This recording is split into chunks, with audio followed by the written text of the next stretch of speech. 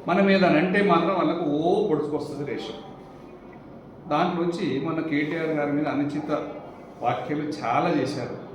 పుట్టుక గురించి కూడా మాట్లాడినటువంటి బండి సంజయ్ గారు ఆయన ఒక కేంద్ర హోంశాఖ సహాయ మంత్రి అనే హోదా కూడా మర్చిపోయి తీవ్ర పరుష పదజాలాన్ని వాడుతున్నారు. ముందు ఆయన ఫస్ట్ ఆ లాంగ్వేజ్ భాషను మార్చుకొని మీరు రాజకీయ విమర్శలు ప్రతి విమర్శలు జరుగుతుంటాయి, కానీ పర్సనల్గా ఇంకా ఫ్యామిలీలలో ఇబ్బంది పడే మాటలు అవి ఖచ్చితంగా తప్పు. దాన్ని నేను తీవ్రంగా ఖండిస్తున్నాను. ఆ అంశంలో భాగంగానే కౌశిక్ రెడ్డి ఇది మాట్లాడితే దానికే మీకు అంత బాధ వచ్చి కోపం వస్తే మీ మీద మరి మీ అందరి మీద మా పార్టీ కార్యకర్తలు ఎన్నిసార్లు దాడి చేయాలి తెలంగాణ రాష్ట్రంలో? ఇక దాడుల పరంపరేనా? మరి ఎల్లుండి దాకా దాడులు చేసుకుందాం, ఒకరికొకటి చేసుకుంటానికి సిద్ధం అంటే చెప్పండి. ఎల్లుండి ప్రైమ్ మినిస్టర్ ముందు కూడా కొట్లాడుకోవాల్సి వస్తుంది. మరి మీరే హోంశాఖ సహాయం, మీరు శాంతి భద్రతలు కాపాడాల్సిన ఒక కేంద్ర మంత్రి పొజిషన్లో ఉండి మీరు అధికారం రాజ్యాంగబద్ధమైన గౌరవప్రదమైన పొజిషన్లో ఉండి కూడా మీరే అల్లర్లను రెచ్చగొడుతున్నారంటే ఈ రాష్ట్రం ఇది ఒక రాష్ట్రానికి ఈ రాష్ట్రానికి నిజంగా కూడా తెలంగాణ రాష్ట్ర ప్రజలందరూ కూడా తెలుసుకోవాల్సిన అవసరం. నిన్ననే రైతుల బాధ గోసెన్ తెలంగాణ రైతులందరూ పడుతున్న బాధను వివరించారు. దాని మీద బీజేపీ స్పందించారు. ముఖ్యమంత్రి గారిని నిలదీయరు, ముఖ్యమంత్రి గారిని నిలదీసి అడగరు, దాని మీద మాట్లాడరు. ఏదో మాట్లాడిన దాని మీద మాట్లాడి దాడికి చేస్తాయి. దాడికి ప్రతి దాడులు ఖచ్చితంగా ఉంటాయి. ఇది కాదు. కేసీఆర్ గారు ఖచ్చితంగా మా అందరికీ నేర్పించింది బీఆర్ఎస్ పార్టీ శాంతిగా ఉండండి, ఓపికగా ఉండండి. హరీష్ రావు గారి ఇంటి మీద దాడి చేస్తారు, కమలాకర్ గారి ఇంటి మీద దాడి చేస్తారు, ఖమ్మం పోతే హరీష్ రావు గారి వెహికల్ మీద రాళ్ళు వేస్తారు. ఎక్కడికి పోతే అక్కడ బీఆర్ఎస్ పార్టీ నాయకులను ఎమ్మెల్యేల మీదనే దాడి చేస్తే, చివరికి అధికార క్యాంప్ ఆఫీసుల మీద కూడా దాడి చేస్తే ఇంకా మీ బీజేపీ పార్టీ అధికారంలోకి వస్తే ఎట్లుంటుందో తెలంగాణ రాష్ట్ర ప్రజలు ఆలోచించుకోవాలి. వాళ్ళకు ఓట్లేస్తే ఎట్లుంటుంది? కాంగ్రెస్ పార్టీ బీజేపీ పార్టీ కలిసి ప్రయాణం చేస్తున్నాయి. వాళ్ళిద్దరు కలిసి ప్రయాణం చేసి బీఆర్ఎస్ పార్టీని రాకుండా అడ్డుకుందామని ప్లాన్ చేస్తున్నారు. కానీ తెలంగాణను తెచ్చి ఖచ్చితంగా బ్రహ్మాండంగా 10 ఏళ్ళు పాలించినటువంటి రైతులను ఇంత ఇబ్బంది పెడుతున్నారు, రైతులను పెడుతున్నారు ఈ ప్రభుత్వాలు. అవన్నీ కూడా కేసీఆర్ గారు తీర్చిన గతం ఉంది.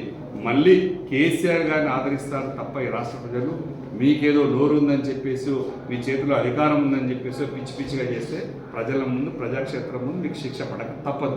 ఈ కరీంనగర్ దాడిని మేము తీవ్రంగా బీఆర్ఎస్ పార్టీ ఖండిస్తాం. మీరు రాష్ట్రంలో పార్టీ లీడర్గా ఉన్నారు. ఇలా 10వ తేదీన హైదరాబాద్కు మోడీ వస్తున్నారు. ఇంతకుముందే అమరావతి రాజధానికి శాశ్వత హోదా కల్పించే విషయంలో రాజ్యసభలో మీరు మాట్లాడారు. బీఆర్ఎస్ స్టిక్లాండ్ గురించి మాట్లాడారు, భద్రాచలం 5 పంచాయతీల గురించి మాట్లాడారు. తెలంగాణకి ఇప్పటివరకు 12 ఏళ్ళలో ఒక్క ప్రయోజనం కూడా జరగలేదు. దీనిపై బీఆర్ఎస్ భవిష్యత్తు ఏ విధంగా పడటం? ఖచ్చితంగా మేము నిలదీస్తూనే ఉన్నాం. కనీసం 8 మంది లోక్సభలో బీజేపీ ఎంపీలు, కాంగ్రెస్ ఎంపీలు ఉంటే కూడా సూర్య తేజస్వి బెంగళూరు ఎంపీ మాట్లాడుతూ పాకిస్తాన్తో పోలిస్తే కూడా ఇమ్మీడియట్గా స్పందించలే. మేము స్పందించిన తర్వాత ఆయన వివరణ ఇచ్చిన తర్వాత అప్పుడు తెల్లారి రికార్డు పట్టుకొని పార్లమెంట్ మెట్ల మీద కూర్చోవడం కానీ చేయడం కానీ జరిగింది. ఖచ్చితంగా కూడా బీఆర్ఎస్ పార్టీ లోక్సభలో అయినా ఉండాలి, రాజ్యసభలో అయినా ఉండాలి. ఇక్కడ కూడా అధికారంలో బీఆర్ఎస్ పార్టీ ఉంటేనే తెలంగాణ ఆత్మగౌరవం నిలబడుతుంది. మిగతా రాష్ట్రాల ముందు కానీ దేశంలో నెంబర్ 1గా తీర్చిదిద్దినటువంటి తెలంగాణ రాష్ట్ర పరువును ఎక్కడ కూడా వీళ్ళు కంటిన్యూ చేస్తలేరు. పెంచిన పరువుని, ఇమేజ్ని కంటిన్యూ చేయకుండా దిగజారుస్తున్నారు. ఈ రైతుల సమస్యలను సాల్వ్ చేస్తలేరు. తీసుకెళ్ళి ఎక్కడో మళ్ళీ ఇంకేదో తుమ్మిడెట్టి మీద ఇంకో ప్రాజెక్ట్ కట్టాలంటారు. ఇంత పెద్ద ప్రాజెక్టు కడుతుంటే, కాళేశ్వరం కడుతూ 93,000 కోట్ల ప్రాజెక్టు కడుతున్నప్పుడు కూడా ఏ ఒక్క స్కీమును కూడా ఆపలేదు కేసీఆర్ గారు. స్కీములు కంటిన్యూ చేసుకుంటూ, ప్రజలను తెచ్చుకుంటూ, రైతులకు న్యాయం చేసుకుంటూ, అనేక సంక్షేమ పథకాలు కంటిన్యూ చేసుకుంటూ ఇటు ప్రాజెక్టు కట్టింది తప్ప రైతులను కానీ ప్రజలను కానీ ఇబ్బంది పెట్టి కట్టలేదు. ఇది ఒక పక్క సంక్షేమం చేసుకుంటూ ఇంకో పక్క అభివృద్ధి చేసింది. అది కేసీఆర్ గారు దివ్య దృష్టి, దూరదృష్టి. దాన్ని ముందుకు తీసుకెళ్తారు. ఖచ్చితంగా తెలంగాణ రాష్ట్ర ప్రజలు సిద్ధంగా ఉన్నారు. ఇలాంటి కరీంనగర్ దాడులకు బీఆర్ఎస్ పార్టీ భయపడదు. ఇది మంచి చర్య కాదు, దాన్ని తీవ్రంగా ఖండిస్తుంది. వారు చేసిన మాటలు ఎప్పటి నుంచో చూస్తున్నారు. ఇక్కడి నుంచి రేవంత్ రెడ్డి గారు కేసీఆర్ గారిని అనేక మాటలు చనిపోవడాల నుంచి గుడ్లు బీగుతా, గోళీలాడతా, పేగులు వెళ్ళేసుకుంటాను వీరు మొదలుపెట్టారు. ఆయన ఏమో కేటీఆర్ గారిని జన్మం గురించి, పుట్టుక గురించి మాట్లాడడానికే నాకు మంచిగా అనిపిస్తుంది. అట్లాంటి వ్యక్తిగత గలీజ్ దూషణలు మాట్లాడినటువంటి బండి సంజయ్ గారు ఆయన ఒక సెంట్రల్ మినిస్టర్ అనేది కూడా మర్చిపోయినట్టు. ఇలాంటి మాటలు మాట్లాడితేనే రైవలరీ వస్తుంది, నాకు ఓట్ బ్యాంక్ పెరుగుతుంది అనుకునేది తప్పు. డీసెంట్గా ఉండాలి, హుందాగా ఉండాలి. అపోజిషన్లు ఉంటే కోపాలు వస్తాయి, రోషాలు వస్తాయి, ఏం చేస్తలేని బాధ ఉంటుంది. మీరు అధికారంలో ఉండి ఒక కేంద్ర హోంమంత్రి సహాయ మంత్రిగా ఉన్న మీరు, ముఖ్యమంత్రి పీఠంలో కూర్చున్న రేవంత్ రెడ్డి గారు ఇవి మొదలుపెట్టింది బూతుల పంచాంగం వాళ్ళే. వాళ్ళు ఆపాలి దీన్ని, ఖచ్చితంగా వాళ్ళు మారాలి. రాష్ట్ర అభివృద్ధి మీద కాన్సన్ట్రేట్ చేయకుండా పిచ్చి పిచ్చిగా మాట్లాడాలి, డైవర్షన్ చేయడాలు. Congress party and BJP party కలిసి ప్రయాణం చేస్తున్నాయి. ఖచ్చితంగా ఢిల్లీ పార్టీలు ఎప్పుడు కలిసే ఉంటాయి. వాళ్ళిద్దరు కలిసి రీజనల్ పార్టీస్ని ఖతం చేయాలనే కాన్సెప్ట్తో వాళ్ళు ప్రయాణం చేస్తుంటారు. ఎప్పుడు ఈయన 69-70 సార్లు పోయినా ఎన్నిసార్లు మోడీ గారిని కలవలేదు, ఎన్నిసార్లు అమిత్ షాని కలవలేదు. అట్ ద సేమ్ టైం వాళ్ళ నాయకులు కలవలేదు. ఇది మంచి చర్య కాదు. బీఆర్ఎస్ పార్టీ ఖచ్చితంగా ఒకటి తీవ్రంగా ఖండిస్తున్నాం. కరీంనగర్ కమలాకర్ గారు అఫీషియల్ క్యాంప్ ఆఫీస్ మీద దాడి అంటే, మీరు సెంట్రల్ హోమ్ మినిస్టర్, మీరు డిప్యూటీ సహాయ శాఖ మంత్రిగా ఉండి శాంతి భద్రతలు కాపాడాల్సిన మీరే, మీ మనుషులే ఈ దుశ్చర్యకు పాల్పడడాన్ని మేము తీవ్రంగా ఖండిస్తున్నాం. ప్రైమ్ మినిస్టర్ మోడీ గారు కూడా ఈ చర్యను ఆలోచించాలి, ఖండించాలి. ఎందుకంటే మీ పార్టీ కూడా ఖండించాలి. ఎందుకంటే ఉంటాయి, మాట్లాడతారు రాజకీయాల విమర్శలు, ప్రతి విమర్శలు ఉండాలి. ఈ హద్దులు దాటి క్యాంపస్ల మీద దాడులు, ఇళ్ల మీద దాడులు, ఎక్కడ పడితే అక్కడ దాడులు, కార్ల మీద దాడులు, ఇదేం చర్యలు అండి? ఇది బీజేపీ పార్టీ అయినా కాంగ్రెస్ పార్టీ అయినా ఖచ్చితంగా బుద్ధి తెచ్చుకోవాలి. వీళ్ళు మీకు ప్రజాక్షేత్రంలో శిక్ష పడక తప్పదు. తెలంగాణ రాష్ట్రంలో ఉన్నటువంటి ప్రజలందరూ కూడా గమనిస్తున్నారు. ఓటర్లే కాదు, రైతులు కాదు, మేధావులు, మొత్తం అందరూ రాజకీయ నాయకులు. ఇలాంటి దాడులు కేసీఆర్ గారు 10 ఏళ్లలో ఏ ఒక్కరోజు కూడా ఇలాంటి చర్యలు జరగలేదు కూడా. ఇది వీళ్ళు అధికారంలో కాంగ్రెస్ పార్టీ 2.5 ఏళ్ళు కంప్లీట్ చేసింది. రైతుల సమస్యలు పట్టించుకోలేదు. గోడున పిట్టల్లాగా చచ్చిపోతున్నారు. ఎండల్లో కూలిపోతున్నారు. అక్కడ శవాలే తేలుతున్నారు. ఆడ ఎండల్లో కళ్ళాలలో కూర్చొని నీళ్లు కూడా ఫెసిలిటీ లేక బాధతో ఇళ్లలో ఉండలేరు. కళ్ళాల మీద, రోడ్ల మీద, మార్కెట్ల మీద మొక్కజొన్నలు, ధాన్యం కాపలాలు వస్తూ ఇళ్లలో ఓట్లే, వాళ్ళకి తిండి లేదు, మంచినీళ్ళ ఫెసిలిటీ లేదు. వాటి మీద ఫోకస్ చేయకుండా అనవసరంగా దాడులు ఏంటండి? దాడుల మీద ఫోకసు, లేదంటే బూతుల మీద ఫోకసు, డైవర్షన్ రాజకీయాలు ఇవన్నీ. పాలన చేతగాక ఈయన, అభివృద్ధి చేతగాక ఆయన ఏం పట్టించుకోక, రీఆర్గనైజేషన్ విభజన చట్టంలో ఉన్న హామీలు తేవడం చేతగా దానికి ఆయనకు ఏ ఒక్క ప్రాజెక్టుకు జాతీయ హోదా ఇవ్వడం చేత కాదు, తేవడం చేత కాదు ఆయనకు. ఈ బూతుల పంచాంగంతో, ఈ దాడులతో భయపడే వాళ్ళు లేరు. మొన్న బండి సంజయ్ 24 hours టైం ఇచ్చారు కేటీఆర్కి నిరూపించాలి చేసినటువంటి ఆరోపణలు. లేదంటే కేటీఆర్ తండ్రికి పుట్టినట్టుగా స్టేట్మెంట్.